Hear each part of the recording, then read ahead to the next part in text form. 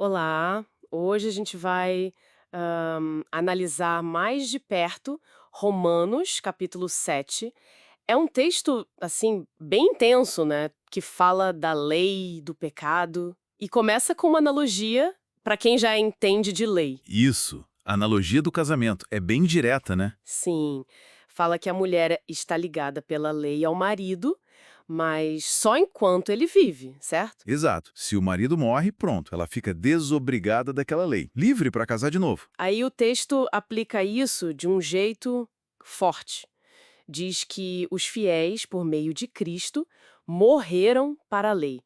Mas o que isso significa na prática? Morrer para algo que é bom? Parece estranho, né? É, parece, mas a ideia não é que a lei seja ruim.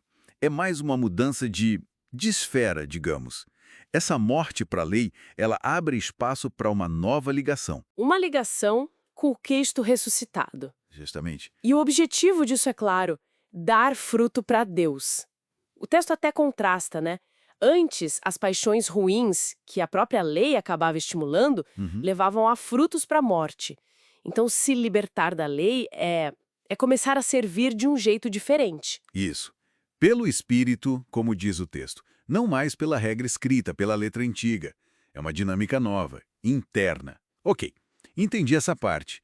Espírito versus letra.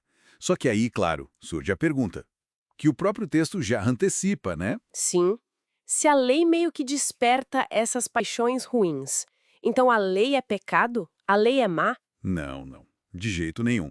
O texto é bem enfático quanto a isso. A função da lei não é ser má, mas revelar o pecado. Ah, tipo um espelho. Exato. Para a gente saber o que é pecado. O exemplo que ele dá é o da cobiça. Ele diz: Olha, eu não saberia o que é cobiçar se a lei não dissesse não cobiçarás. Faz sentido? Sem a regra clara, talvez a pessoa nem percebesse aquele desejo como algo errado. A lei dá nome, né? Isso, ela diagnostica a situação, mostra a doença que já estava lá. Mas aí a coisa fica, nossa, bem complexa, um paradoxo mesmo. O texto fala que o pecado usou o mandamento, que é bom, Isso. como uma brecha. Uma oportunidade, né? Foi a palavra usada. Isso, oportunidade, para produzir mais pecado ainda, como a própria cobiça. Então, peraí, a lei é santa, justa e boa, mas o pecado meio que sequestra ela. É uma ótima forma de colocar. O pecado usa a ferramenta boa para um fim ruim que leva à morte. É como se o mandamento, em vez de só mostrar o pecado, acabasse atiçando ele, fazendo ele reviver. Nossa, e como fica a pessoa no meio disso? O texto descreve uma luta, né? E que luta! É fascinante como descreve. Reconhece que a lei é espiritual, é boa, mas ao mesmo tempo o eu que fala ali se sente carnal. Dominado pela natureza humana, né? Vendido como escravo ao pecado. É muito forte isso. Muito forte. Indica uma falta de controle, sabe? Uma sujeição. A pessoa concorda com a lei, ela quer fazer o bem, mas o que acontece na prática? Acaba fazendo mal, o mal que ela mesma odeia. Exatamente. É esse o conflito central. Essa descrição é muito real, eu acho, para a experiência de muita gente. O texto fala de um conflito interno quase, dividido. De um lado, um prazer na lei de Deus, lá no fundo, no homem interior. Na mente, na consciência. Isso. Mas, ao mesmo tempo, percebe uma outra lei agindo, nos impulsos, nas ações, nos membros, E essa lei do pecado fica em guerra com a lei da mente. e acaba prendendo a pessoa. Não é à toa que culmina naquele grito, né? Miserável homem que eu sou. Quem me livrará do corpo desta morte? É um pedido de socorro. Um clamor desesperado por libertação. Libertação de si mesmo, dessa condição partida. E a resposta, no quadro geral do argumento do livro, vem logo depois, né? Vem, graças a Deus por Jesus Cristo, nosso Senhor. Ele é a resposta. Ele é o libertador dessa condição. Ah, então resolveu. Acaba a luta. Então, aí que está um ponto crucial.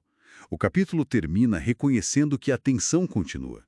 Mesmo com Cristo sendo a resposta, a dualidade persiste na experiência. Como assim? O texto fecha dizendo algo como: Olha, com a mente eu sirvo a lei de Deus, mas com a carne, com essa natureza, eu ainda sirvo a lei do pecado. A libertação definitiva veio com Cristo, mas a batalha diária, essa continua. Entendi. Então, Romanos 7 mergulha fundo nessa complexidade toda. A lei é boa, o pecado é manipulador e a luta interna é real.